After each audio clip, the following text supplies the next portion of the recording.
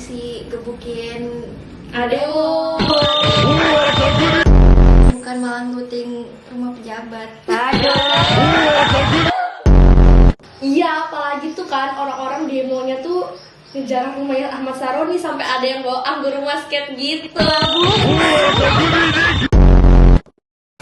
Hai Champions. Hai, selamat datang di Speak Up Podcast dari 8 Fair of Champions.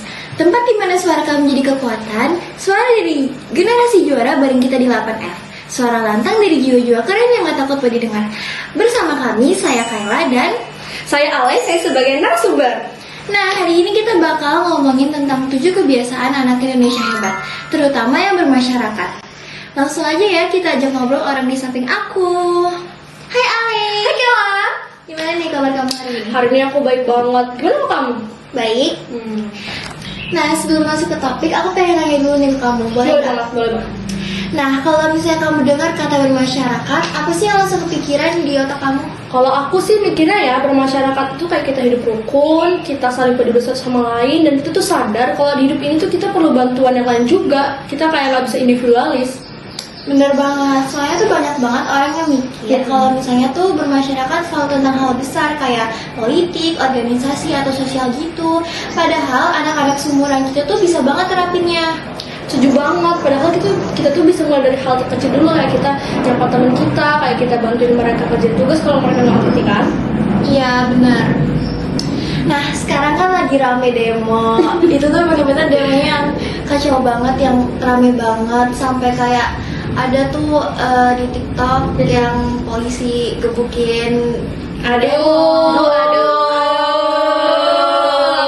Itu tuh malah percuma, nggak ada hasilnya juga kan. Ujung-ujungnya cuma bikin macet dan tuh banyak fasilitas umum yang kena dampaknya gitu.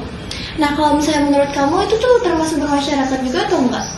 Nah itu kalau menurut aku buat anak sekolah ya termasuk bermasyarakat ya. Tapi kalau buat anak sekolah mending gak usah dulu deh.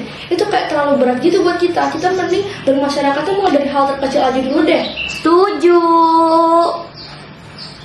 Orang-orang tuh jadi pada salah paham gitu kan. Demo tuh padahal seharusnya tuh protes, bukan malah looting rumah pejabat.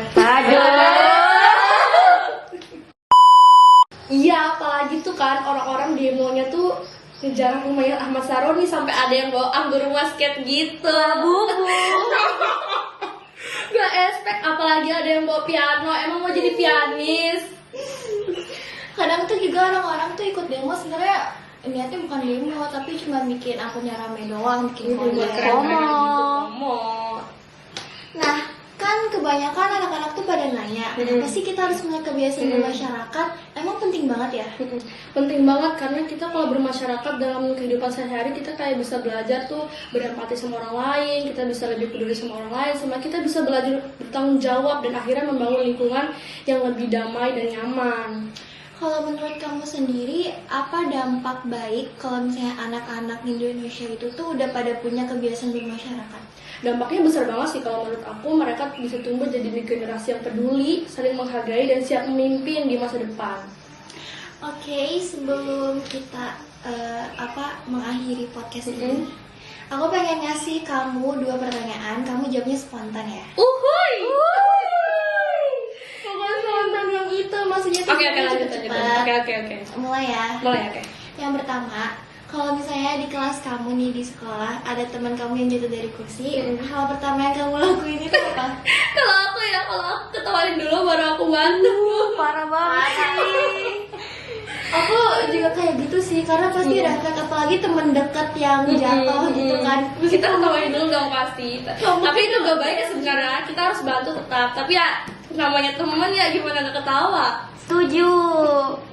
Nah yang kedua, kalau misalnya ada tetangga ke rumah kamu ngasih makanan atau kue gitu, biasanya kamu kayak gimana nanggepnya?